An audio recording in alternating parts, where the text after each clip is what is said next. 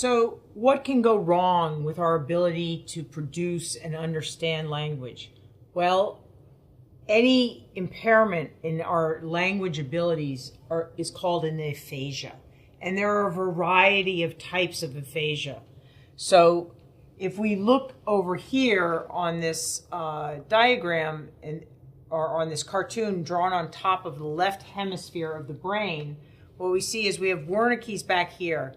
And Wernicke's receives input from the auditory areas. It actually also receives input from the visual areas.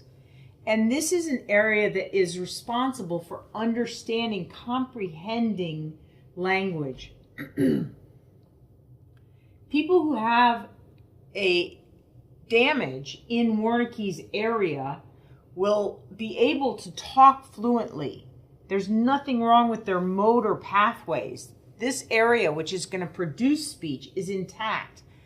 But what they have is a problem with taking sensory information in and understanding the semantic, the language component of that information. And so these people have a comprehensive or a receptive aphasia. And it doesn't, for the most part, it doesn't matter how the information comes in, whether the information comes in verbally through their ears or by sight, whether they're looking at the printed word. And so these people have a problem typically with a receptive aphasia like this. They can't understand what you're saying, and they can't actually understand what they're reading. They cannot understand what they're reading. So this is a general language impairment rather than a general hearing impairment. Okay, so lesions in Wernicke's are going to be quite difficult to manage. It's going to be quite difficult to communicate with somebody with Wernicke's aphasia because they can't understand the semantic content of what you say to them. In contrast, a person with Broca's aphasia has comprehension that is relatively, and let's not overstate things, but relatively intact, but they're unable to actually get the words out. They know what they want to say, they kind of know what they want to say, but getting it out is not possible. Now, again, this is a language impairment.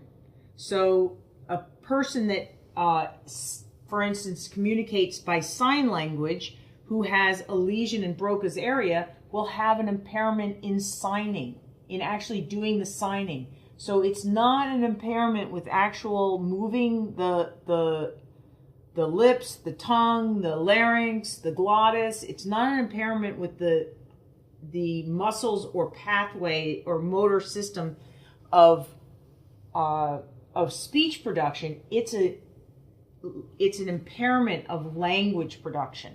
And whatever your route of language production is, in this, with a lesion here in Broca's, that's going to be impaired. That's the general view. The reality is that a person with a lesion in either of these areas is going to have a little bit of impairment in the other direction. So a person with Wernicke's is going to have some difficulty in actually producing speech. A person with Broca's is definitely going to have some impairment in understanding speech. And if you think about our discussion of embodied emotion, this is essentially a version of embodied thought or embodied communication.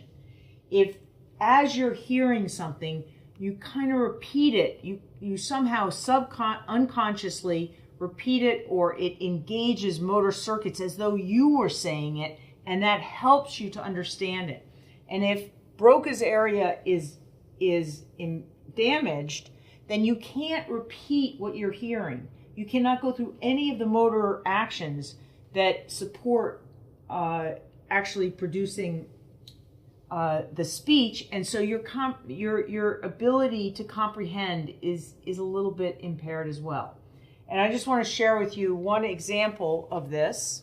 So this is an excerpt from a poem that my aunt wrote after she had a left hemisphere stroke that initially had her paralyzed on the right side of her body, and she was unable to speak. So she had a Broca's aphasia.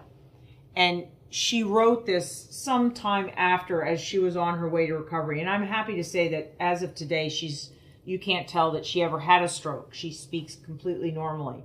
And that is luckily the case for many people that have strokes, that they recover either to a large extent or even completely. So she says, "Do not sorry me, surprised to alive. I could have died, body okay, not paralyzed. Night, please not ask me, answer questions." So what she's trying to say here is, don't feel sorry for me. I'm happy to be alive. I thought I was going to die, and it's nighttime, and don't ask me questions. Don't try to make me answer questions. That's quite clear, but she's unable to say it very clearly. And so this is, I think, a very poetic expression of what Broca's aphasia feels like.